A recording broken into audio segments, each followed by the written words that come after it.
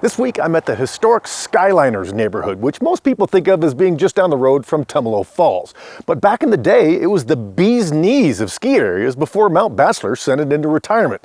Why am I here? Because my buddy Steve finally went and did it. This is the book that I finally wrote after 6 years of researching the former ski areas in Oregon. When I first started, I thought I might find 15 to 20. And to date, I've found 57 areas where people used to gather to go downhill skiing. You might recognize Steve from previous Little Did I Know episodes, and he's somewhat of an expert when it comes to skiing in the state of Oregon.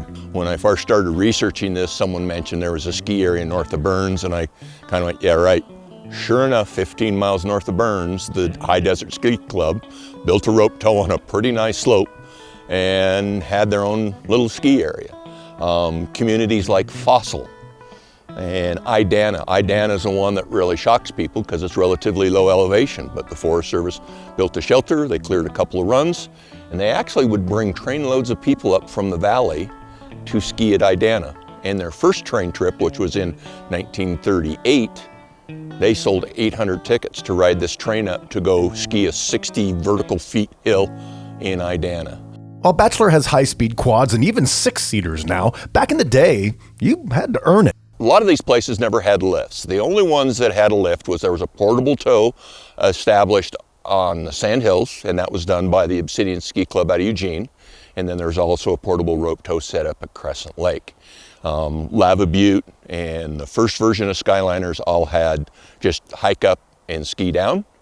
So you had to earn your turns even back there in the day.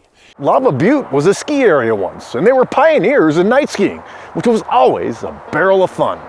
And the neat thing about Lava Butte is the locals kind of enjoyed that. It was north slope, so it kept snow pretty well. But they would put old oil barrels out and they'd build fires so they could ski by firelight and have an early form of night skiing. Here on Overturf Butte, which most people have never even heard of, but it's literally right between Mount Washington Drive and the Victorian Cafe, this too was a ski hill, and it too had night skiing. And Pacific Power and Light, as a gift to the community, actually put lights on. So when there was enough snow, they actually had lights so that you could actually ski into the evening hours. Eventually, the ski hill on Overturf Butte ran into hard times. They tried to raise money to revitalize it, but couldn't get the fundraising up, and the money they did raise was just enough to afford to build a ski jump and a snowmaking system so they could have the 1965 Junior Olympics on Pilot Butte. You heard right. Pilot Butte used to be a ski hill.